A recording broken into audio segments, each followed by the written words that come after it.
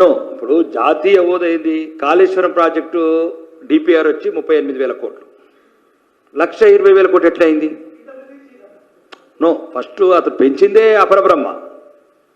దాని డిజైన్స్ మార్చి ఒక దగ్గర కట్టాల్సిన ఇంకో దగ్గర కట్టి, ముఖ్యంగా ఇప్పుడు అపరబ్రహ్మ ఎందుకు? ఇప్పుడు ముఖ్యంగా ఇది ఒకటి చెప్పాలి మీకు. కవితమ్మకైతే కల్వకుట్ల కుటుంబానికి ఆ ధర్నా చౌక్లో నిలబడడానికి కూడా అర్హత లేదు.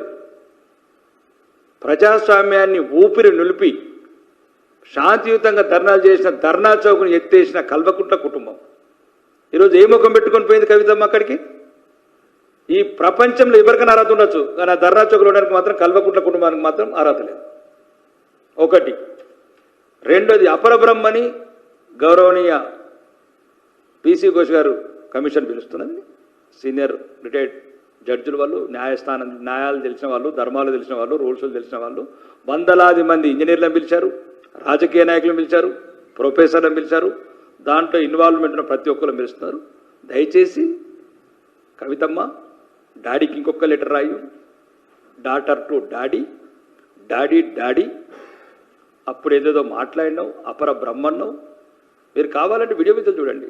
నేనే డిజైన్ చేశాను మొత్తం, ఎవరికి ఏం తెలియదు, ఎంట్రికలు కూడా తెలియని ఎంట్రికలతో సహా చూపించాడు. ఈ డిజైన్ నేనే చేశాను, స్ట్రక్చరల్ డిజైన్ చేశాను, 1,00,000 కోట్లు నేను చేశాను అన్నాడు. ఇప్పుడు అడుగుతారు కమిషన్ ముందు ఏం అడుగుతారంటే, స్ట్రక్చరల్ డిజైన్ కోర్స్ ఎక్కడ చేసినావు అపరబ్రహ్మ, ఏ ఇంజనీర్ ఎక్కడ చేసినావు అపరబ్రహ్మ అని అడుగుతారు. ఇప్పుడు అది చెప్పమను మీ అయ్యని. ఏ కాలేజీలో చదివిండు సివిల్ ఇంజనీరింగు, ఎన్ని ప్రాజెక్టులు కట్టిండు? ప్రాజెక్టులు అంటే మళ్ళీ అవి అనుకున్నారు, ఏం కట్టినా అనుకున్నారు. ఏ ప్రాజెక్టులో పనిచేసిండు, ఎంత సీనియారిటీ ఉంది, ఇట్లా ఈ అపరబ్రహ్మ సంగతి ఇప్పుడు కమిషన్ తేలుస్తుంది. కాబట్టి మీరు ఇప్పుడున్న కాంగ్రెస్ సర్కార్తో కుమ్మక్కై ఎన్ని వేల కోట్ల లావాదేవీలు జరుపుకుంటారు, అన్నింటి మీద నిఘా పెట్టినాము. మీకు ఈడీ ఒక్కటే చూపించినాం, ఇంకా చాలా డీల్ అని చూపించాలి మేము. ఈడీ ఒక్కటే కాదు, ఇంకా చాలా డీలు ఉన్నాయి. ఏదేదైతే అవినీతి సొమ్ము ఉన్నదో మొత్తం కక్కిస్తాం మీ కుటుంబం నుంచి. Thank you.